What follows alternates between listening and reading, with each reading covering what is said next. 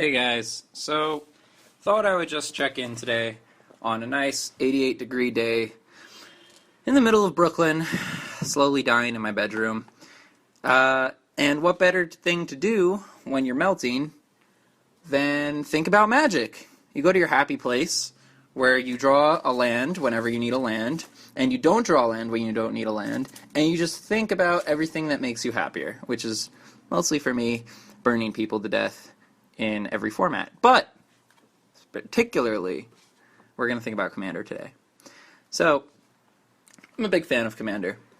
I'm a big fan of social interaction within any community. And maybe it's just from being an only child where you gotta reach out and make friends for yourself. Maybe it's from going to public school. Maybe it's from being an inner city kid where you just you have to put yourself out there, and sometimes some people think you're doing some stupid ass crap in the middle of a public park, like if you want to practice your martial arts or you want to do your sports or you're just exercising, and you got to put yourself out there. Just like that in the Magic community, I'd like to put myself out there to garner some responses and just see what some people think with regard to what I think about when I'm sitting in my room sweating and dying slowly. So, without further ado, hope everyone else is doing okay today. Let me know where you guys are listening from. Let me know what you're doing to beat the summer heat, because holy shit, it is beating me.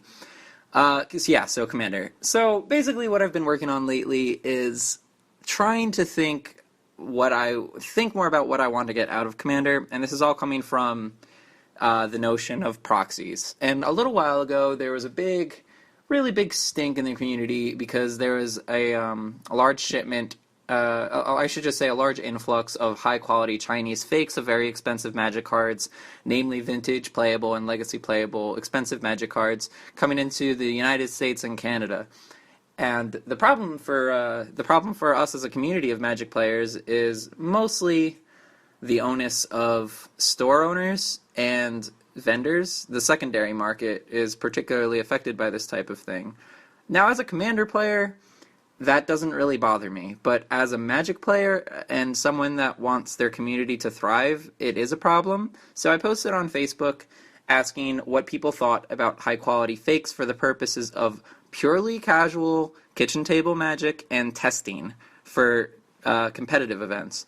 And largely what people say is, look, no one's going to berate you for having nice proxies, like high-quality proxies, but some people will take this the wrong way if you get these high-quality fakes, because you're basically supporting the industry of these high-quality proxies that could inevitably lead to some sort of decline within our community.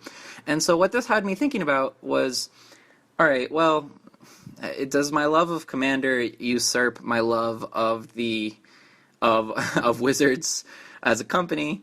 And of course, that's a little bit tricky to answer, because you should always, you should never bite the hand that feeds, right? But at the same time, Wizards hasn't really done a whole lot for me in terms of supporting a couple of outcries from Commander players over the years. For example, and this is not even really a Commander player thing, there are just a number of cards that people know are highly played and highly sought after that haven't had reprints until either very recently or ever, and Wizards is holding out on such because they make a very large profit off of not reprinting these, and the secondary market makes a lot of profit in terms of store owners, because they can sell these singles at high prices or sell the boosters that might contain them at higher prices because they're so old. And if these stores are doing well, then Wizards has more places that are buying their product in bulk. So some cards like that, I guess, would be one that recently got reprinted is Caracas, that needed a reprint for actual Eternity. One that still needs a reprint is Damnation. So that type of card that has niche usage in Eternal formats is also particularly used in Commander formats, because a lot of the time, in the Commander format, because a lot of the time, someone's Commander deck, mine personally, is often a living extension of my collection, and I'd like to be able to have a collection of beautiful Magic cards, and I like to collect, foreign or obscure foils or that type of thing, particularly like old format card foils like from Odyssey. But see, it's troublesome because you don't. It's like you don't want to disrespect your parents, but at the same time, they're not parenting you the best way they could possibly do it. But this is a kind of a flawed analysis because your parents are not more concerned with profit than they are your well-being. We're talking about a business here. So this whole issue of proxies, to bring this back to my starting point and to bring it even back to the beginning starting point of just talking about Commander, is a tricky issue because I want access for my purposes as a Commander player, because I'd like to have multiple decks, and I'd like to not spend actual thousands of dollars on cards that I think are just sweet and powerful, but I'm not even competing for money, so, I'm just spending money to basically collect. I'm not even competing with these. I'm not winning any prizes back. I'm basically the most harmless type of Magic player there is. I'm not looking to flip or make a profit off of my cards. I just want to collect.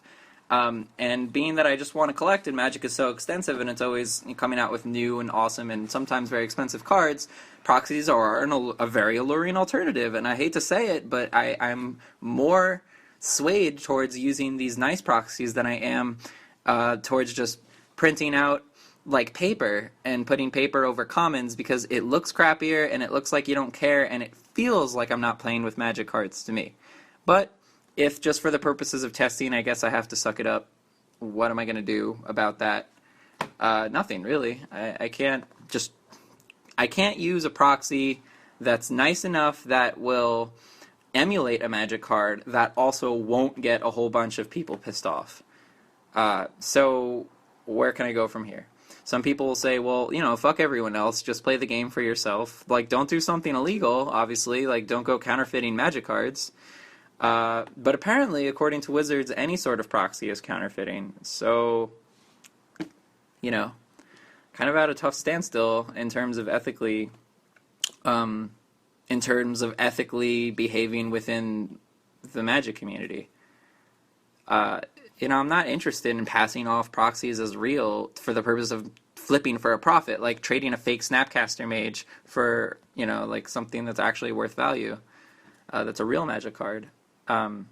So I guess this is just kind of something that I've kind of been in tumults with because I want to build some new Commander decks, and I'm not really sure where to go from here.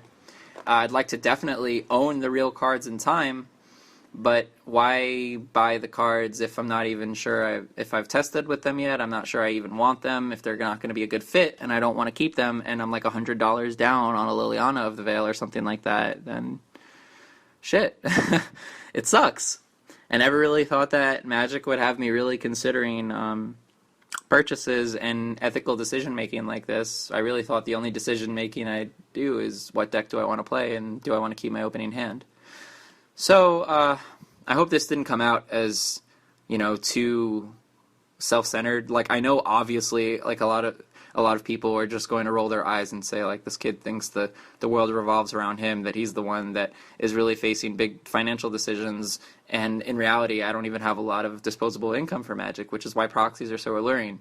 I'd like to think that these type of decisions are actually important because they set precedent for other people that know you and how you behave within the community. They set precedent for what's okay and for what other people have done, and those stories trickle down and say, well, I know this guy that did this and it worked out for him, and suddenly if we have a whole bunch of people making proxies and that turns out to be a toxic behavior that can ruin the local Magic community, that's a really bad thing.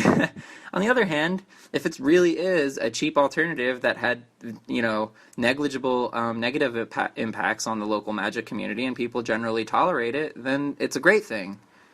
I'm not really sure. I don't have intuition as to what's the better option here.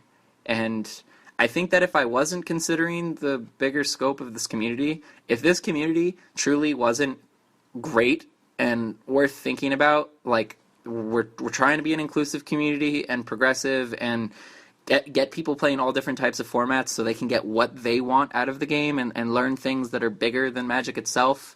I have so much to say about what Magic can teach you that's not related to Magic.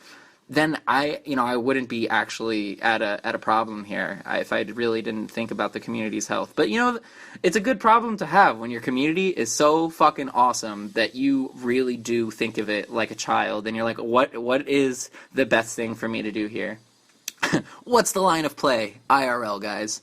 So that's kind of where I am at recently. Still really hot, kind of dying. If I turn on the air conditioning, it would be really bad for my microphone, my iPhone here. So, as you could tell, I don't have a disposable income because I'm recording a podcast on my iPhone that's just flipped upside down, put in between two deck boxes so it stands vertical next to my face. I hope you guys have some answers because I sure as hell don't. I'd really appreciate some advice. As always, I really appreciate you guys for tuning in. If you have any suggestions as to how I can improve my speech, my diction, just topics of interest as well, any sort of topics that you guys would like covered, I will reach out to absolutely anyone that would like to come on and chat and find a way to do it if they don't live in my area. Perhaps I can reach out to some of the more professional players that are more experienced that live in my local area. Like I said, I live in Brooklyn. There are a lot of I know there are Hall of Famers, there are Magic veterans, Brian David Marshall, Magic historian. I've run into him numerous times. Actually, accidentally stumbled into his podcast more than once, so what are you going to do? When you see people you respect and you want to go say hi, I just thought he was maybe texting, but turns out he was doing what I'm doing. Anyway, I'll work on it if you guys help me work on it. As always, have a great day. Beat the heat. Don't get mana screwed, all of these things. Until next time.